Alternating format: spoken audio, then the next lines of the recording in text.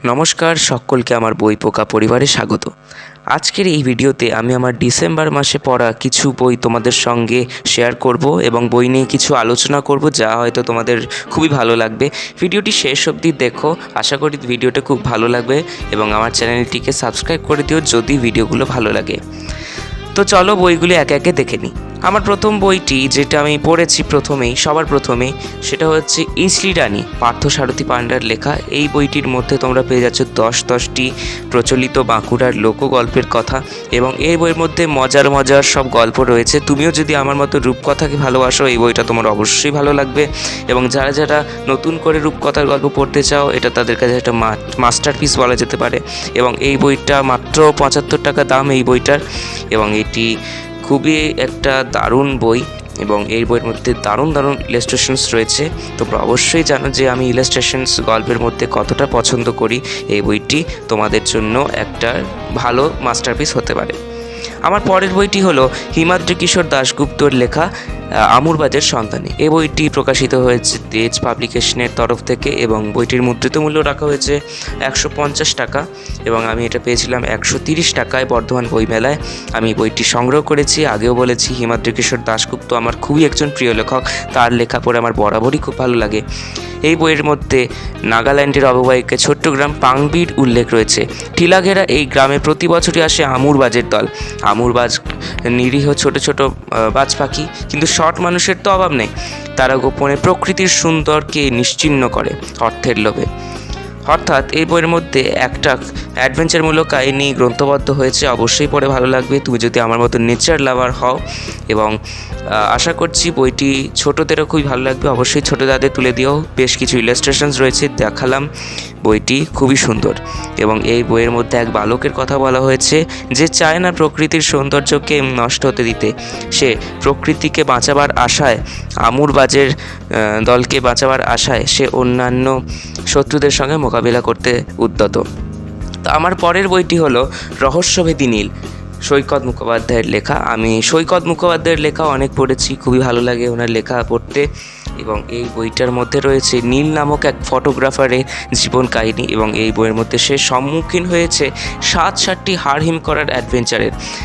দীঘলবাড়ির দুরন্ত দিনগুলি, পিশাচ কারখানা, 5 নম্বর স্পেসিমেন, মরু পিরানা, রক্তমণি রহস্য, প্রেতের দ্বীপ প্যারাকিট, 7 পুতুল নামক 7টি দুর্ধর্ষ গা ছমছম করা তোমরা একটা অ্যাডভেঞ্চার পেয়ে যাচ্ছ।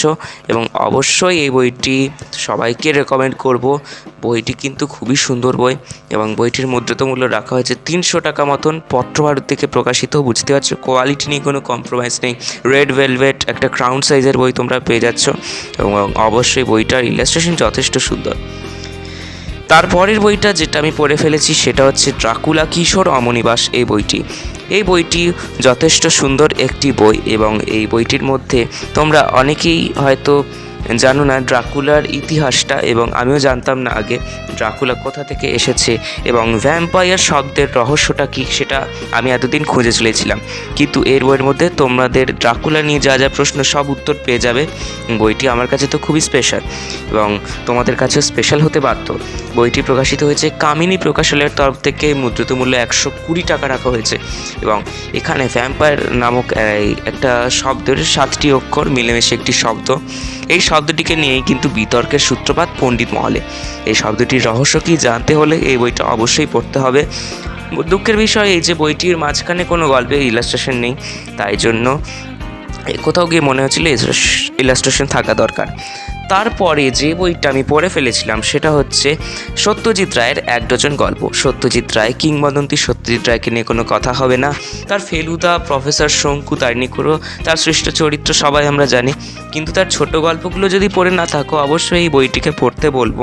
আনন্দ পাবলিশার্সের বর্তমান মুদ্রিত মূল্য রাখা হয়েছে 200 টাকা মতন এই বইটির মধ্যে সেপ্টোবাসের খিদে, বঙ্কুবাবুর বন্ধু, বিপিন চৌধুরীর স্মৃতিভ্রম, তারপর পটলবাবু ফিল্ম স্টার, অনাথবাবুর ভয়, বাদুর বিভীষিকা নামক নানা গল্পের সম্ভার এই বইয়ের মধ্যে পেয়ে যাচ্ছ। গল্পগুলো খুবই সুন্দর, আমি পড়ে দেখেছি এবং ফেলুদার 2টি কাহিনী তোমরা পেয়ে যাচ্ছ। আমার পরের বইটি হলো, যে বইটি আমি পড়েছি সেটা হচ্ছে 10টি কিশোর উপন্যাস, শীর্ষেন্দু মুখোপাধ্যায়ের লেখা। শীর্ষেন্দু মুখোপাধ্যায়ের লেখা কিশোরদের অর্থাৎ ছোটদের জন্য লেখা যেই সব উপন্যাস, অদ্ভুত উপন্যাস বলে আমরা জানি, সেগুলো থেকে বেছে বেছে 10টি উপন্যাস নেওয়া হয়েছে, এই বইয়ের মধ্যে লিপিবদ্ধ করা হয়েছে। এই বইটির বর্তমান মূল্য একটু বেশি, 1000 টাকা। এবং এই বইয়ের মধ্যে কিন্তু তোমরা 10টি অদ্ভুতুরের সিরিজের উপন্যাস পাচ্ছ। অদ্ভুতুরের সিরিজের সম্পর্কে অনেকেই জানো যে এই বইয়ের মধ্যে আনাগোনা হয় ভূত, প্রেত, গোয়েন্দা কিংবা ভিন গ্রহের আগন্তুক।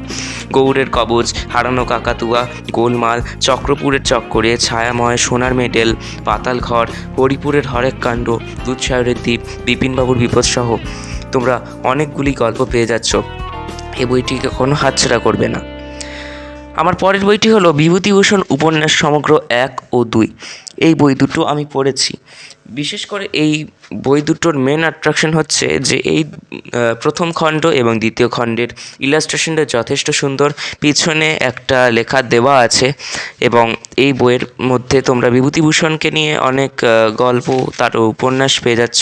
গল্প বলা ভুল হবে, তার উপন্যাস সমগ্র 1 আর 2 দুটোর মুদ্রিত মূল্য 380 টাকা এবং প্রকাশিত হয়েছে অশোক বুক এজেন্সি থেকে।